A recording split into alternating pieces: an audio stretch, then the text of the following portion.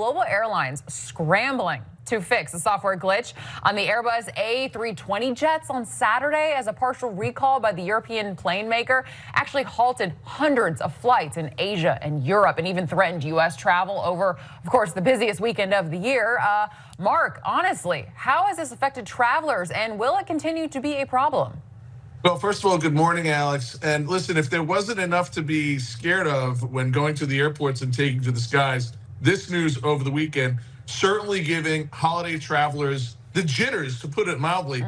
And what we're hearing is that solar radiation caused certain software, and unfortunately it's flight control software. It's the thing that controls certain parts of how the airplane moves mid-flight, was impacted by solar radiation. The good news is it took them about 30 minutes to do an update. They clicked that button, they watched the little spinning wheel of death, and it ultimately updated across the system. The planes are fine, or so we're told, and disruptions here in the U.S. were minimal.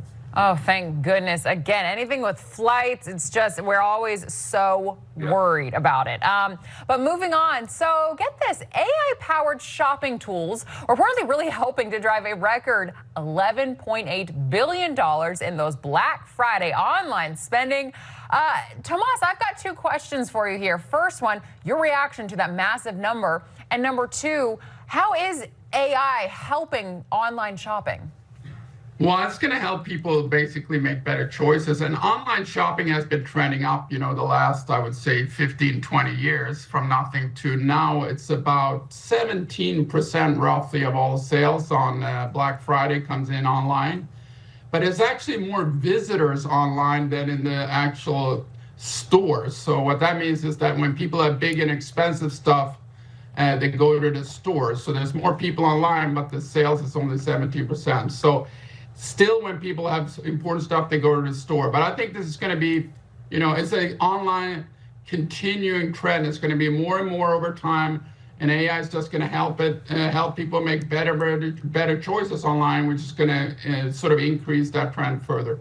Well, speaking of online shopping, Mark, that leads us to this. Holiday shoppers, you still have a chance to shop some pretty big deals, which is Cyber Monday today, of course. Do you think consumers can possibly score some massive deals today?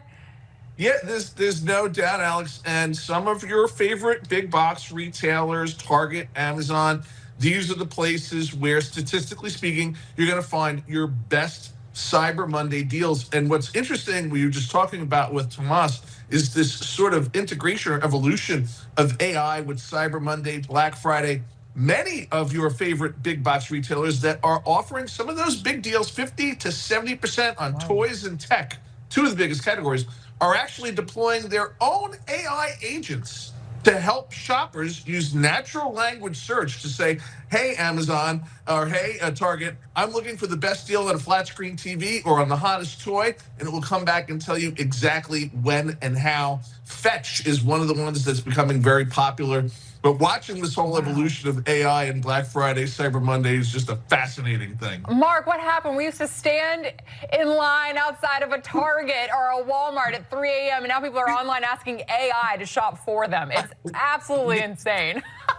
Alex, you're not going to let any of us believe that you were standing online at 3 a.m. anywhere in the old days. I apologize. One time. One and done. You don't do it ever again. But lastly, we'd have to get this really quickly. So, wow, Campbell's now firing an executive who was allegedly caught on a secret recording insulting the company's products, customers, and the employees, calling its food blank for blanking poor people. Tomas, my goodness, how is this going to affect the company?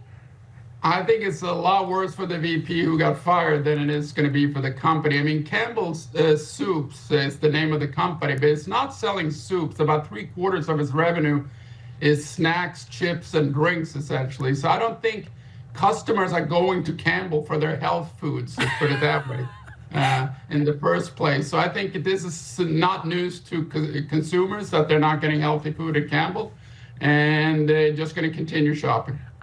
That Campbell's chicken noodle soup, when you're sick, it hits the spot. I'm not going to lie. I don't care what anyone says. Marc and Tomas, thank you so much for joining us this morning. It was a lot of fun.